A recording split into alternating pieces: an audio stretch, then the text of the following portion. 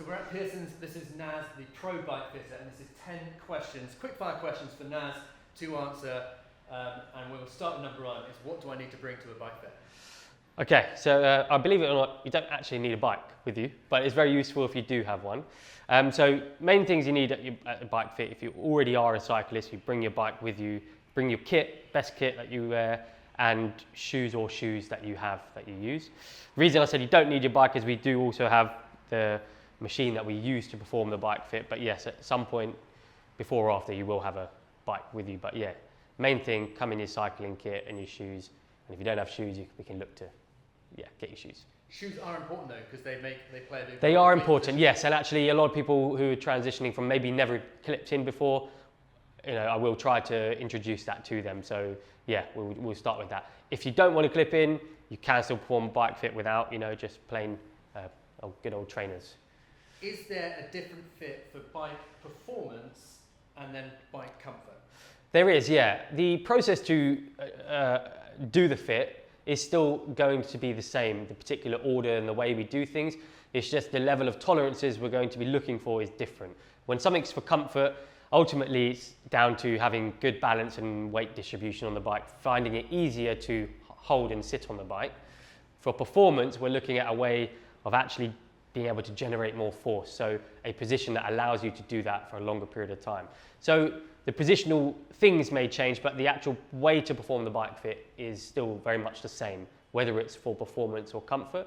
It's just there are certain things we're looking for that we might spend more time on. Okay, quick fire one.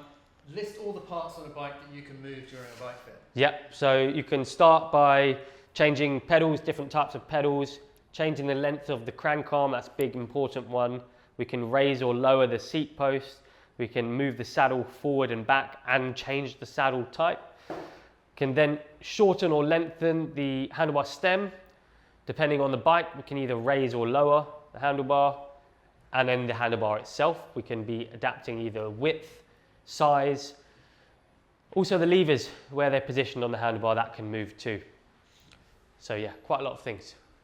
How, given the introduction of aero bikes and one-piece bar and stem, does that kind of affect a bike fit? Because obviously you're restricted a little bit to what you can do. Yeah, I mean, look, more recently bikes have all adopted integrated setups, meaning all that cabling is routed in through the bike, through the handlebar, through the stem. Aesthetically creates a really appealing bike, but it does limit sometimes the ability to what you can actually do on the bike.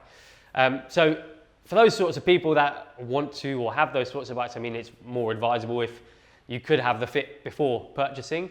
But that being said, there is still room for some adaptation, especially with the levers on the bar themselves and the height.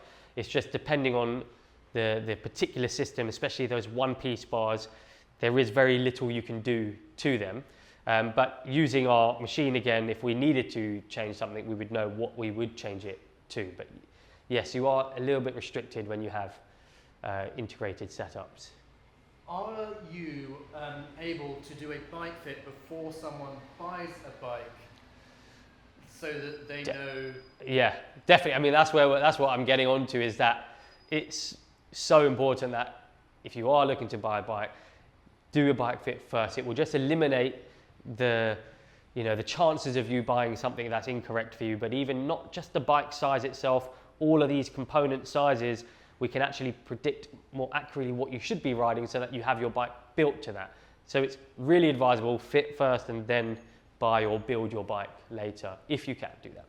But it's not necessarily like, oh, I'm going to get a bike and make it fit. It's I'm going to have a fit. Yes, exactly that. Yeah, I mean, it's, the thing is, bikes come set pre-standard by most big brands. They have a certain bike size and it will come with this particular setup. So if you were to purchase that and then have a fit, the reality is you're probably going to change things. Whereas if you had that fit first, we already know what we're looking for. So in an ideal situation, you can have the bike built for you to your requirements, but that's not always possible. But yeah, that's the ideal way. So have the fit and then build the bike. If you travel abroad, are there tips for not losing your bike fit when you have to kind of maybe? Definitely, yeah. I mean, look, good old-fashioned electrical tape, marking things on the bike so that if you had to remove the seat post, you can put it straight back to that. You can do the same with lines on where the handlebar meets the stem. You can create another bit of white electrical tape and draw lines where you want to line it up. Actually, other things have changed. The bags that people use to travel with are improving as well. And actually, on a lot of them, you don't have to even take the handlebar apart anymore. You just remove the wheels and potentially your saddle. So that's also a good way. But yeah, mainly just marking things as they are. So the position they're in, find a particular way to mark electrical tape and pens and then re-put it back into there. The other thing is also just to keep a mini tape measure with you. That will help reset things if you think you haven't got it right. So I like to tinker with my bike, but if I was to change like cleats or pedals, or saddle, or just like if I change a small component of a bike fit, what's the kind of best thing to do?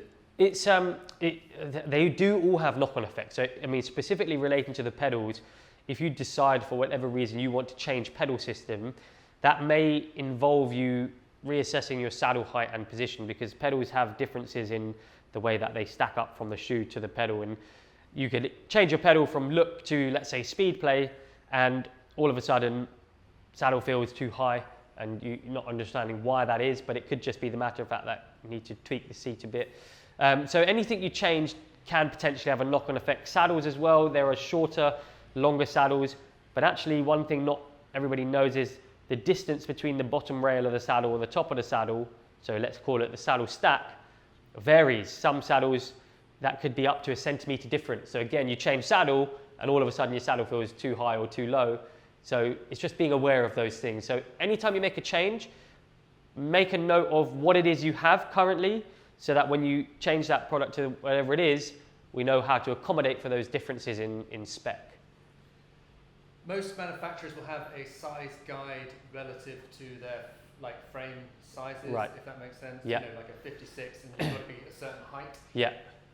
This question is basically about, can you make if a size guide says I'm 181 centimeters, 5'11", you should buy a 56.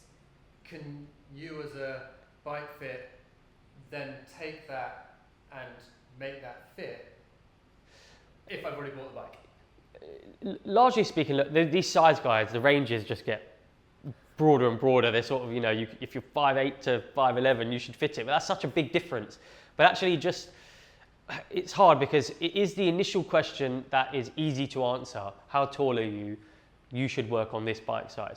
The problem with it is that we don't know the makeup of the body and what sort of, are you shorter in the legs or longer in the back, and those sorts of things are going to affect these distances that you create with the bike. It's quite rare that if you chose a bike in that height range, it would be entirely, completely wrong. There's always ways to improve on it.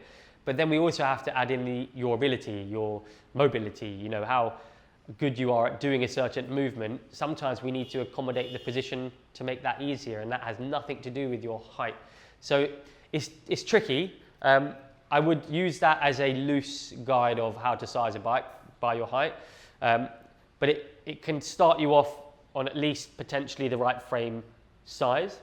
The other thing to that is whether the frame type is right for you. There are differences in aero bikes to endurance bikes and those in the same sizes are very different in shape. So you can use it, but take it with a pinch of salt. As a rule of thumb, if you are at the kind of outlier in terms of height, does it then become more difficult to fit? It does. Within the manufacturer frame, as in if you're 6'4" or something? Yeah, absolutely. Especially those kind of end ranges where you're on the smaller scale of bike sizes or the very biggest, they become very tricky, because it might not be a small tweak needed, it might be quite a drastic one. So yeah, if you're those people, then definitely have a bike fit first. Okay, this is a question that's obviously coming from someone that's put custom pink and blue brake and gear cables on their own bike, and obviously the pink and blue spokes on my wheels.